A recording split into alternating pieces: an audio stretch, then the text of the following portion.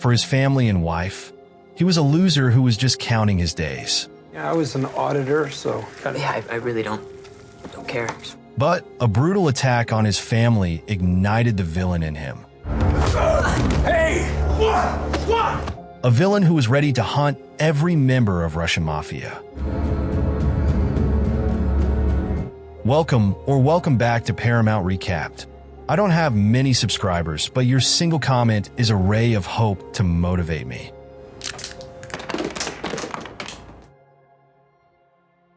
The film begins in an interrogation room, where Hutch Mansell is shown bloodied and battered, holding a stray cat and feeding it tuna. As he lights a cigarette, detectives ask for his identity. He simply replies that he is nobody. Me, I'm nobody. Flashing back a few days, we see Hutch leading a monotonous life filled with daily routines, morning exercises, a boring commute to his uninspiring job, and consistently failing to catch the garbage truck. He's married to Becca, a real estate agent, and they have 2 children, Blake and Sammy. However, there's a noticeable distance between Hutch and Becca, and Blake doesn't have a high opinion of his father. Care. Just want to finish up the project and call it a day. One evening, while checking on his children, Hutch glances into Blake's room and sees his son motioning for him to come downstairs due to a break-in. Quietly, he descends to find a couple, Louis and Lupita, ransacking the house. When Lupita spots him, she threatens him with a gun. Calmly, Hutch tells her to take the money from the cash bowl in the kitchen. Put the phone down. We don't want any trouble. They demand his watch and wedding ring, but he only allows them to take the watch. As they attempt to flee, Blake tackles Louis and restrains him. But when Lupita approaches with her weapon, Hutch almost swings at her with a golf club before stopping himself and instructing Blake to let Louis go. Louis punches Hutch before he and Lupita escape. When the police arrive, Hutch feels guilty for his inaction, facing criticism from both Blake and the officer on the scene. At work, his boss and father-in-law, Eddie, discusses the incident with him, while Becca's brother, Charlie, gives Hutch a gun for self-defense. Why didn't you take him out?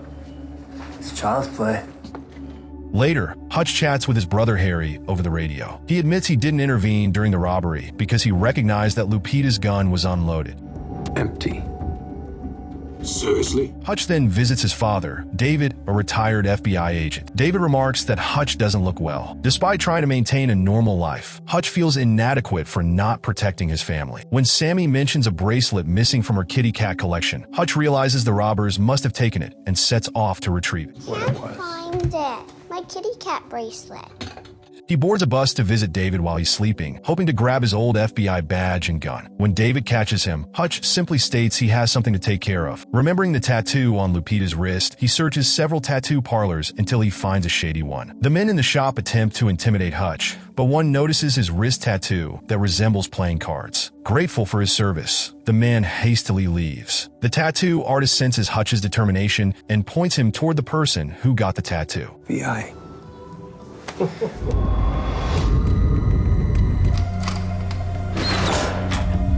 Send me in the direction of this person. Hutch tracks down Louis in Lupita's apartment, breaking in and pistol whipping him to demand the watch. However, they have no sign of Sammy's bracelet. Seeing that they are parents to a sick baby, Hutch feels a pang of sympathy. Give me the goddamn kitty cat bracelet!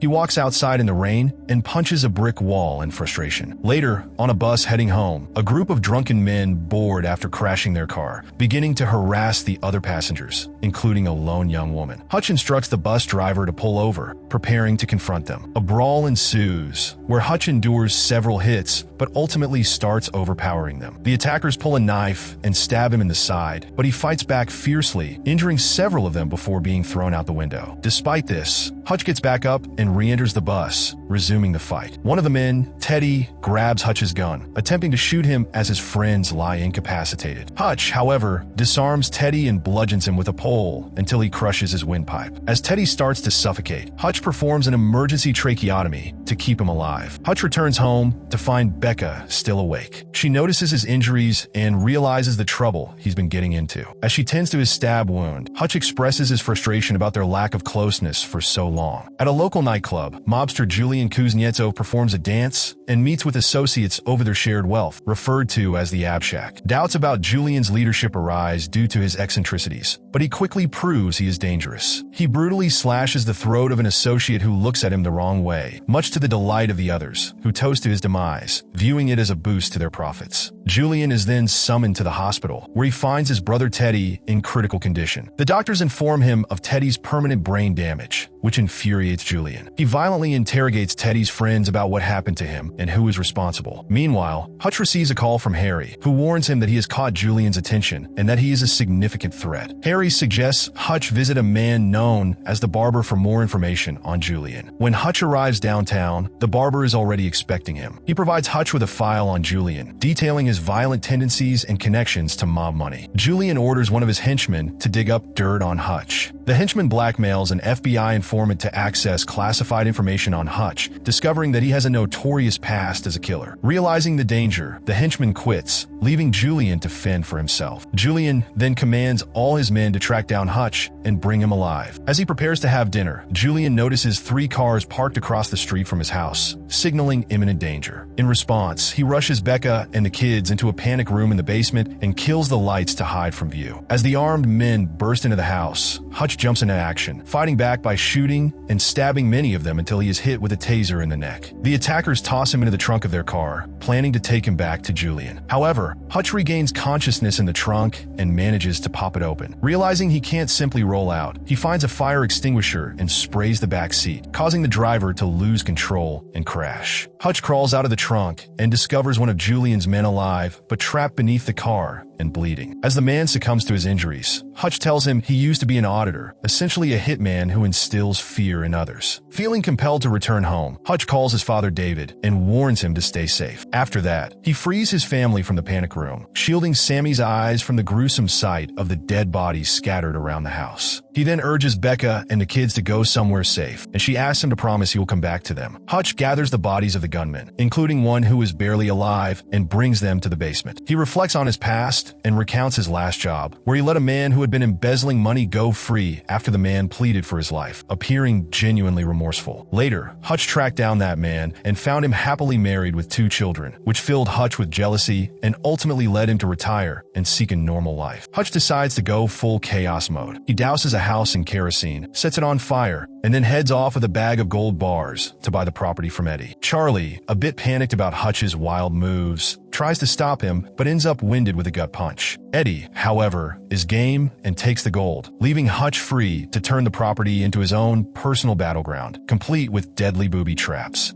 Then, Hutch tracks down Julian's hideout, takes out the guards, and burns all of Julian's money. Meanwhile, Julian's goons make the mistake of targeting David at his retirement home, where they're swiftly dealt with, one by shotgun, the other suffocated by David himself. Hutch later heads to Julian's nightclub for a friendly chat, showing off a claymore mine he's got wired to his finger as a warning. Hutch calmly informs Julian that he's burned everything he owned, leaving Julian furious and ready for revenge. Julian sends his men after Hutch, who leads them on a high-speed chase, picking them off one by one until he reaches a warehouse. Just as things heat up, Hutch's buddies Harry and David join the fight, using traps and improvised weapons to turn the warehouse into a deadly playground for Julian's henchmen. The trio confronts Julian, who threatens to go after Hutch's entire family. In response, Hutch grabs the mine and heads toward a bulletproof glass window. He rushes at Julian and pulls the pin, sending Julian crashing against the wall and killing him. Afterward, Hutch expresses his gratitude to Harry and David for their help, but urges them to leave just as the police arrive. He then finds the stray cat and takes it with him. The scene cuts back to Hutch in the interrogation room, where he continues to insist to the detectives that he is just nobody. Suddenly, both detectives receive phone calls. Though nothing is said on the line, they are forced to let Hutch go. 3 months later, Hutch and Becca are looking at a new house. While they are there, the real estate agent receives a phone call meant for Hutch. He answers, and although nothing is communicated, it's heavily implied that someone is still pursuing him. Curiously, Hutch and Becca inquire if the house has a basement.